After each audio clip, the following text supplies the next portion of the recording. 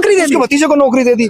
अब तो चोर चोर मुसेरे भाई, अब किसकी हम बात करेंगे? तो उसी जो विधानसभा के नजदीक के लोग थे, जो पार्लियामेंट के आसपास के लोग थे, उनके बच्चों को वो नौकरियां दी गई।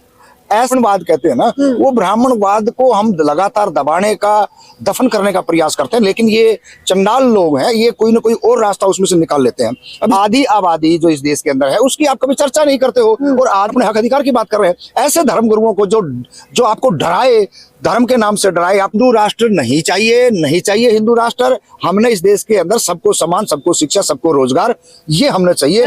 नमस्कार, मैं ज्योति यादव और आप देख रहे हैं हिंद समाचार। उत्तर प्रदेश के रामराज में सजातीय नौकरियां मिल रही हैं। बिल्कुल सही सुन रहे हैं, मैंने आपको बकायदा खबर बताई थी कि किस प्रकार से 27 नौकरियां निकली हैं। 15 केवल ठाकुरों को मिली हैं, 4 ब्राह्मणों को। तो यानी कि उत्तर प्रदेश में ठाकुरवाद चरम पर है, जिसके बाद तमाम विपक्ष के नेता सवाल कर रहे हैं कि क्या सीएम योगी आदित्यनाथ का परिवारवाद ये नहीं है। इस पूरे विषय पर चर्चा करने के लिए हमारे साथ मौजूद है। कैसे देख रहे हैं बताइए, उत्तर प्रदेश में जब अखिलेश यादव सपा की सरकार थी तो सीएम योगी आदित्यनाथ कहते थे कि केवल एक बिरादरी का कब्जा है, वो है यादव और मुसलमान। अब क्या कहेंगे, ये आंकड़े क्या बता रहे हैं? नहीं, देखिए, झूठ का प्रोपगंडा जो है ना, वो कुछ समय तक चलता है, और इनकी खुशकिस्मती है कि ये इतने लंबे समय तक चलाया इन्होंने। तो देश का दुर्भाग्य है, देश के अंदर जातिवादी जो मानसिकता रखने वाले लोग हैं, और वो भी वहाँ गांव देहात तक हम सोचते थे कि शहरों में नहीं है, लेकिन आज तो यहाँ इस बात का पता चलता है कि ये तो विधानसभा और पार्लियामेंट तक पहुंचे इन लोगों की। भाई 15 नौकरियां हैं, और 15 नौकरियों भी अगर वहां बांटी जाती हैं तो वो नौकरियां किस लेवल के लोगों को दी जाती हैं। लेवल आ गया अब जाति से ऊपर उठ के एक लेवल, कैटेगरी का भी एक लेवल देखा गया कि वो उसी जो विधानसभा के नजदीक के लोग थे, जो पार्लियामेंट के आसपास के लोग थे, उनके बच्चों को वो नौकरियां दी गई। ऐसा भविष्य में पहली बार ही देखा गया है कि भाई चलो, जातियों का तो हर कोई करता ही करता है, लेकिन जातियों में भी जो बड़ी ऊपर की जो जातियां थी, बड़े ऊपर के लेवल के जो राजनीतिक प्रभाव के लोग थे, ये उनको बांटी गई है। ये तो उन लोगों को जब फैक्ट फाइंडिंग जैसे हुई है, पता चला है कि जो जांचकर्ता जो थे, जब उसने इस बात का पूरा खुलासा किया है, तो उसमें फिर उसको भी दबाने का प्रयास, उसके भतीजे को नौकरी दे दी, उसके भतीजे को नौकरी दे दी। अब तो चोर चोर मुसेरे भाई, अब किसकी हम बात करेंगे? ये तो बड़ी तकलीफ दे होगा ना। समझना ये पड़ेगा कि जो लोग हमेशा ये कहते थे, टोटी चोर कहते थे, जो आरोप लगाते थे, एसडीएम और डीएम की बात करते थे, आज हम उन लोगों की आंखों में आग डाल के पूछना चाह रहे हैं, अरे बेशर्मो, कुछ शर्म आ रही है? आज बोलो ना, ये नौकरियां थी जो सबको एक समानता के हिसाब से मिलनी चाहिए थी, और उसमें आपने 2 नौकरियां जो शेड्यूल कास्ट को दे दी, 1-2 जो नौकरी ओबीसी को दे दी। ये बिल्कुल अन्याय था। हालांकि बनता तो ये था कि जितना जो जिसका कोटा था, जो बनता था, उनको मिलता, तो देश के अंदर एक मैसेज आता, लेकिन वो नहीं चाहते। जो राजनीतिक गलियारों में जो लोग बैठे हैं, जो उनकी मानसिकता है, उनकी जो थॉट है, उनका एक ही है कि किसी भी तरीके से जो पुरानी सोच जो थी, जो लंबे समय से उनके दिमाग में एक जहन में चली जा रही थी कि भाई हम पहले गए और पहले पाएंगे, आज भी वही चीज है कि राजनीतिक के अंदर हो, चाहे शिक्षा में हो, चाहे नौकरियों में हो, आप किसी भी तरीके से आप वहां एक बार पहुंच जाएं।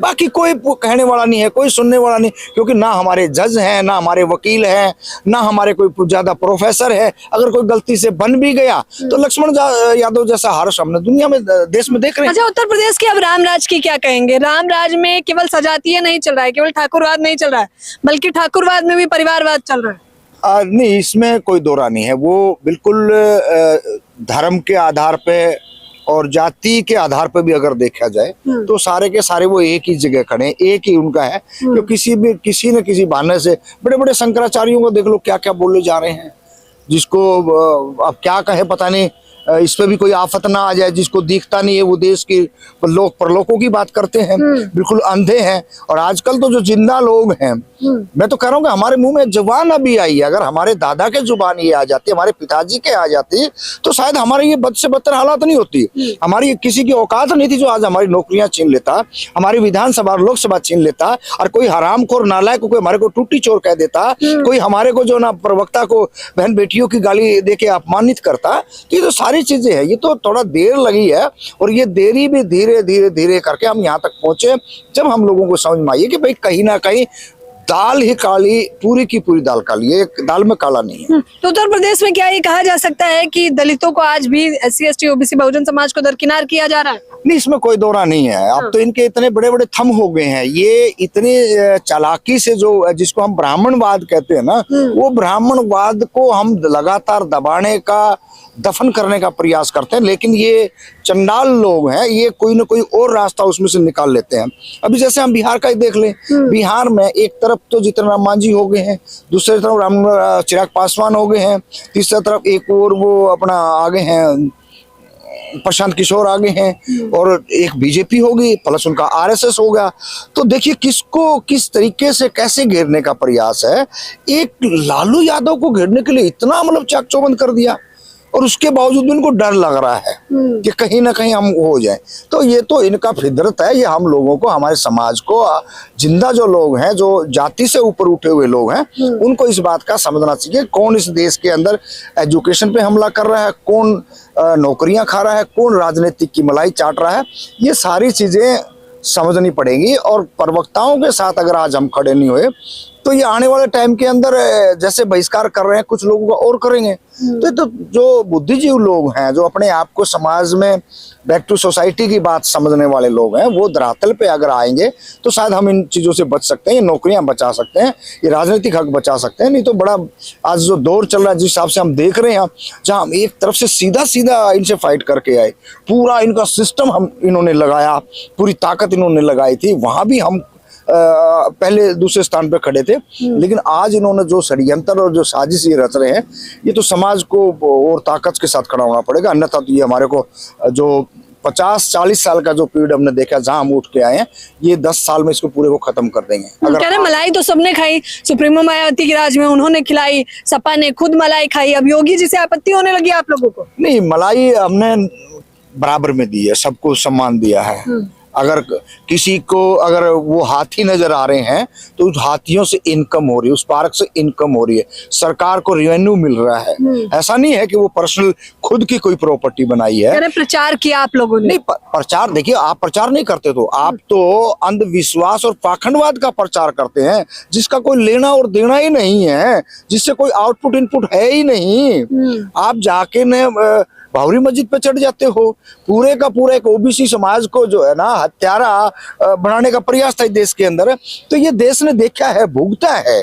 तो आपने कोई भी इस देश के अंदर अच्छा कार्य नहीं करा है, और आज तक कोई बताने वाला भी नहीं, हमने दिखाई भी नहीं दिया है।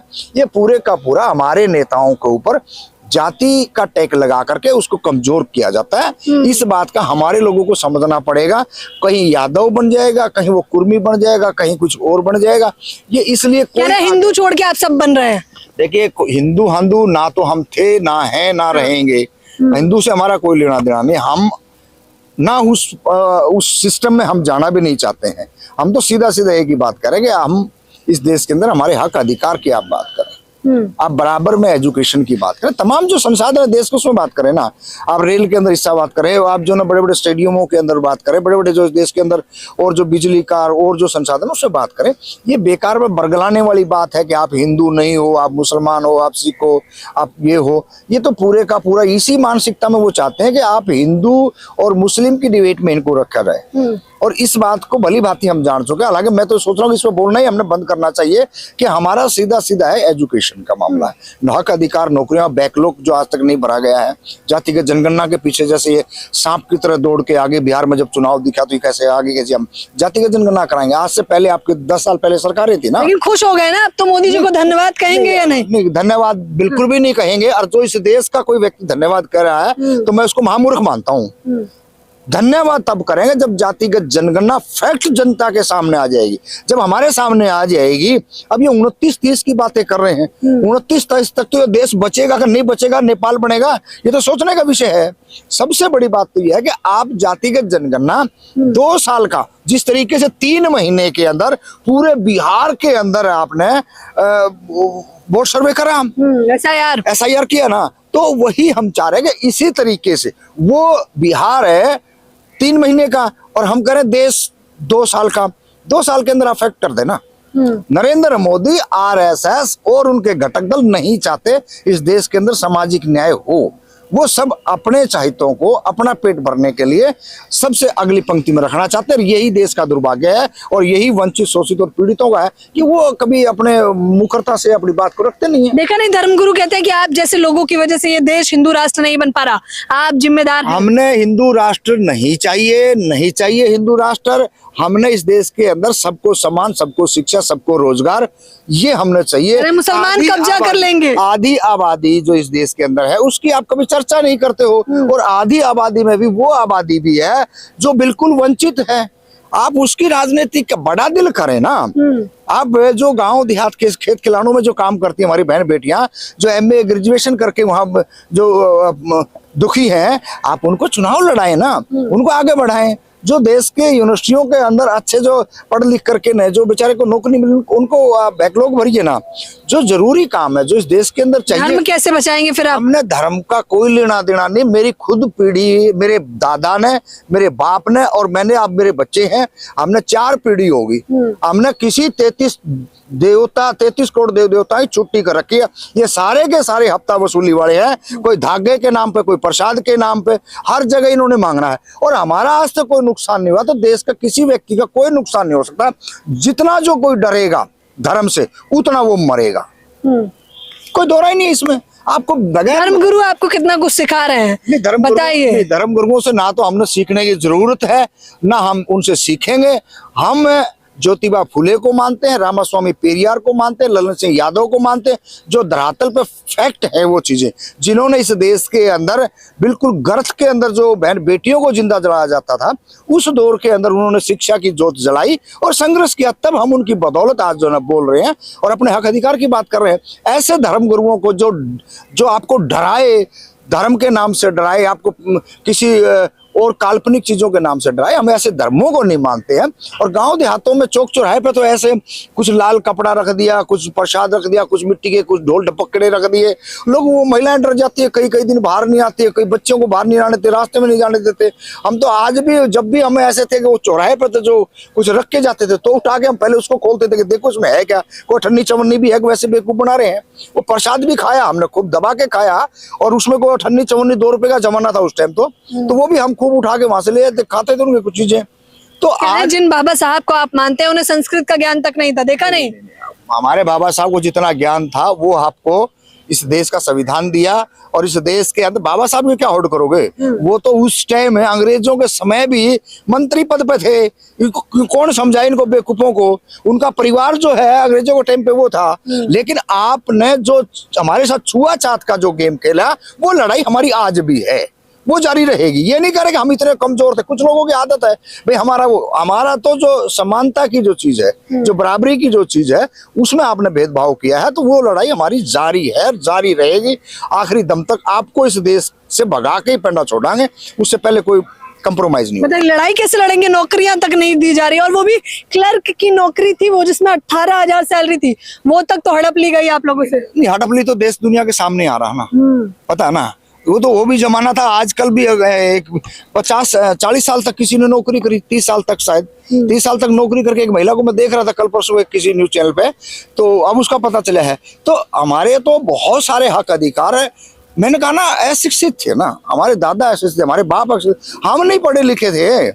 तो हमारी जो अब जो जनरेशन आई है, ये पढ़ लिख करके कहीं अच्छा जो बोलना सीखी है, अच्छा लिखना सीखी है, अच्छा जो सोसाइटी में आने लगी है, और अच्छा जो इनका जो डकैती डालने के जो संसाधन हैं उनको ऊपर नजर डाले हुए हैं। तब हमने पता लग रहा कि ये कहाँ से पकड़ी जा रही है चोरियां। जब बच्चे हमारे पढ़े लिखे हैं तभी तो पता लगा ना। और अगर वो पढ़े लिखे नहीं होते तो शायद हो सकता था ये भी चल जाता। अच्छा, आखिरी सवाल लेना चाहूंगी, मनुवादियों को क्या जवाब देंगे इस खबर के बाद? देखिए, मनुवादियों को एक ही जवाब है, आप या तो बाज आ जाएं, या तो अपने आप में सुधार कर लें। नहीं, इस देश के अंदर नेपाल बनने में कोई देरी नहीं होगी। इस देश का बहुजन जो है, इस देश का वंचित जो है, पीड़ित जो है, वो इतना दुखी हो चुका है, इतना परेशान हो चुका है।